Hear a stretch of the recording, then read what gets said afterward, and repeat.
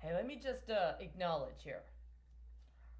Everything that someone has said about me in the last 4 years that gets reflected back to me, it's been total bullshit. Total! I mean, like, absolutely 100% bullshit. It's like you've inverse indexed my entire life. And until you correct for that, which, by the way, inverse indexing is illegal in Texas.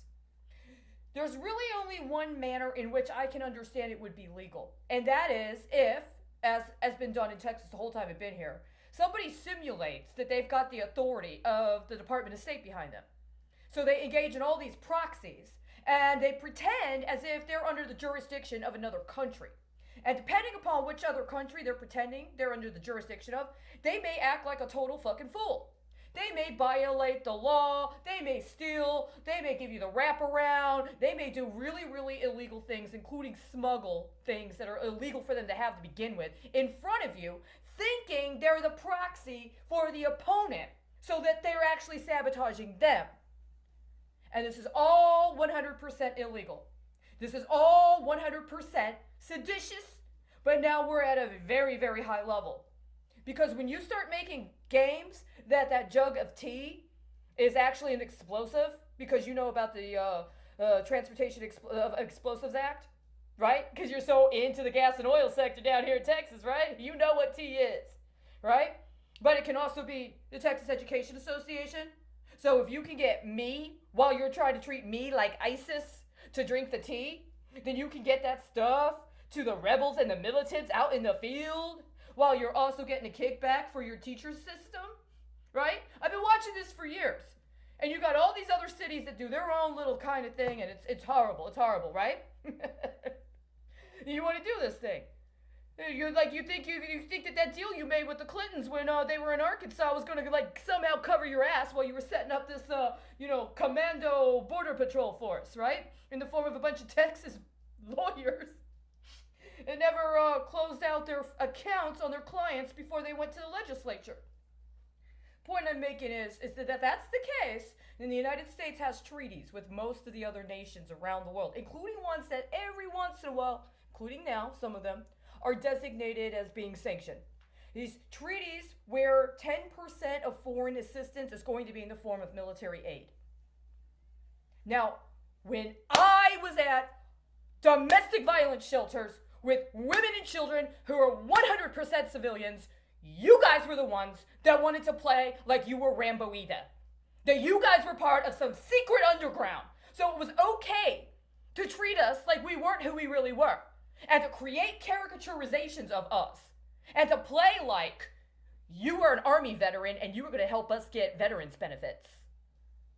And that we were supposed to agree that we were going to be a part of this militant group of women that were going to use health care and in-home health care and our jobs in medtech to help organize some sort of underground that you wanted to simulate we were supposed to accede to. And with stupid me, who actually worked for the Department of Public Health, in the compliance department, by the way, when I went through that program that was supposed to be all about economic empowerment and racial justice, when I said to you, hey, when I worked for the Department of Public Health, they told me and showed me that what you're doing right now is illegal and you can't do that. So can I, speak to somebody about how I can get a response to this? And then you start the gaslighting. You start telling me about how you're not tapping my phone calls the same day that the Department of Justice just said they're not tapping the president's phone calls. You start doing this. You guys up the ante.